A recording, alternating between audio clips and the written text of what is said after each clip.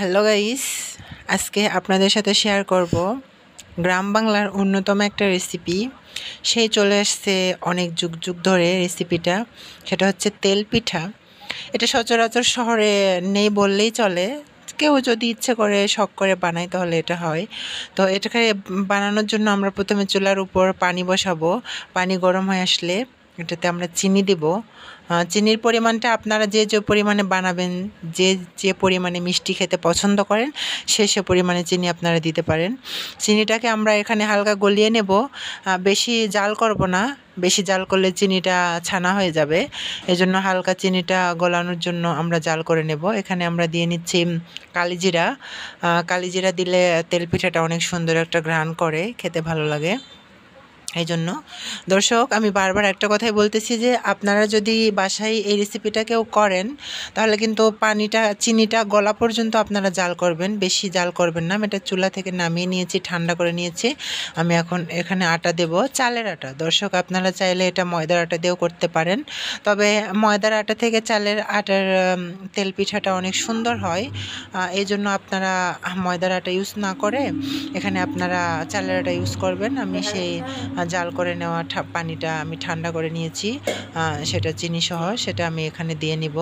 দিয়ে আমি একটা চামচ দিয়ে এটাকে আমি ভালোভাবে মাখিয়ে নেব। এমনভাবে মাখিয়ে নেব যাতে সবগুলো আটাই শুকনো না থাকে, সবগুলোই ভিজে যায় এবং এটা ভাজার উপক্রম হয়, সেভাবে মাখিয়ে নিতে হবে। আর এখানে বেশি পানি দিয়ে একবারে পাতলা করা যাবে না, ডোটা খুব ঘন রাখতে হবে। তেল পিঠা কিন্তু অনেকে বানাতে পারে না, এটা একটি কঠিন পিঠা। এবং আমি শুনেছিলাম ছোটোবেলায় যে দাদিরা বলতো যে এটা নাকি অনেক একটা লাজুক পিঠা, এটা হয় না সহজে, সবার হাতে হয় না। দর্শক, আমি এখানে একটা ডিম দিয়ে নেব।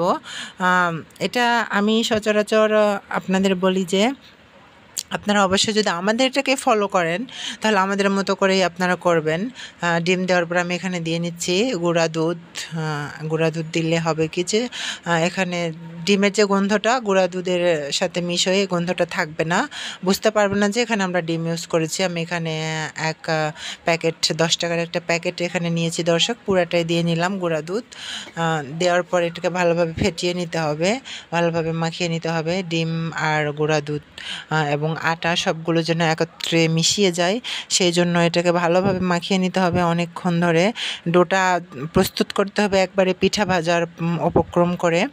ভালোভাবে মাখবেন, এটা হাত দিয়ে মাখবেন না, কারণ এটা হাত দিয়ে মাখলে হাতে কেমন যেন লাগিয়ে যায়, উঠতে চায় না। যেহেতু আমি বলেছি যে ডোটা অনেক ঘন করতে হবে, পাতলা করা যাবে না, এজন্য চামচ দিয়ে আপনারা ভালোভাবে সুন্দরভাবে মাখিয়ে নেবেন।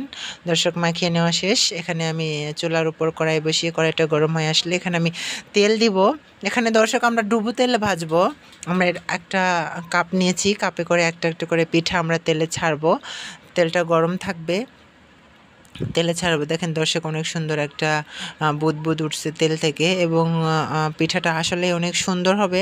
দেখে মনে হচ্ছে পিঠাটা ফুলছে, অনেক সুন্দর ফুলতেছে। দর্শক, আপনারা যদি এইভাবেই ফলো করেন তাহলে অবশ্যই আমার মনে হয় যে যারা পারে না তাদের ক্ষেত্রে আমি বলতেছি যে আমাদের মতো করে সেম এভাবে ফলো করবেন, তাহলে অবশ্যই আপনারা এই পিঠাটা বানাতে পারবেন। আমি মনে করি যে তেল পিঠাটা শহরে সচরাচর হয় না, অনেকে ঝামেলা মনে করে, আবার অনেকে পারে না। আমাদের রেসিপি দেখলে পুরাটাই দর্শক একবারে আপনারা পুরাটাই দেখবেন, একটুও টানবেন না ভিডিওটা, তাহলে আপনারা বুঝতে পারবেন না। যারা না পারে তারা তো একদমই টানবেন না, ভিডিওটা দেখবেন। দর্শক দেখেন, যখন পুরাটাই ফুলে উঠবে তখন আমি এটা তেল থেকে তুলে নিব। এভাবে দর্শক একটা একটা করে পিঠা তেলের মধ্যে ছাড়বো, দুইটা করে ছাড়া যাবে না। এগুলো পিঠা একটা একটা করে ভাজতে হয়, অনেক সুন্দর হবে। দর্শক দেখেন, আমি এখানে একটা একটা করে পিঠা ছাড়তেছি। দেখেন সব পিঠাই কিন্তু ফুলতেছে, কোনোটাই ফোলা ছাড়া নেই এবং ভিতরে কাঁচা থাকবে না। শেষে আপনাদের অবশ্যই দেখাবো। দর্শক, অনেক সুন্দর একটা পিঠা। আপনারা আমাদের রেসিপিকে ফলো করে এই অনুসারে আপনারা বানাবেন, তাহলে অবশ্যই যারা না পারে তারাও শিখবেন, চেষ্টা করবেন।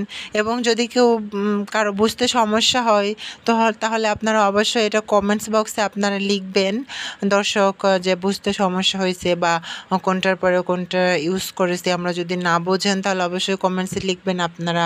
আমরা সেটা চেক করে আমরা যতদূর পারি আপনাদের সমাধান দেওয়ার চেষ্টা করব। দর্শক দেখেন অনেক সুন্দর ফুলতেছে একবারে, যেমন তেলের মধ্যে ওই যে আপনার যে একটা চটপটি আছে যেটাতে আমরা ফুচকা বানাই, এটা তেলের মধ্যে দেওয়ার পর যেমন চট করে ফুলে ওঠে এরম করে ফুলতেছে, অনেক সুন্দর ফুলতেছে। দর্শক আমি শুনেছি যে আমার দাদিরা বলে যে এই তেল পিঠাটা অনেকে বানাতে পারে না, কারণ নাকি শরীরের মানে একটা থাকে, এটা নাকি মন্দ মন্দ বাতাস লাগলে এটা হয় না। আর শুনছিলাম এটা আরেকটা কাহিনী আছে, যেটা হচ্ছে আপনাদের না বললেই নয়, যে ভূত গ্রামে নাকি ভূতের সংখ্যা বেশি, এই তেল পিঠা নিতে আসতো। দর্শক দেখেন অনেকগুলো ভাজা হয়ে গেছে, অনেক সুন্দর কালার, একবারে সাদা সাদা কালার, অনেক সুন্দর হয়েছে, আপনারা অবশ্যই ট্রাই করবেন।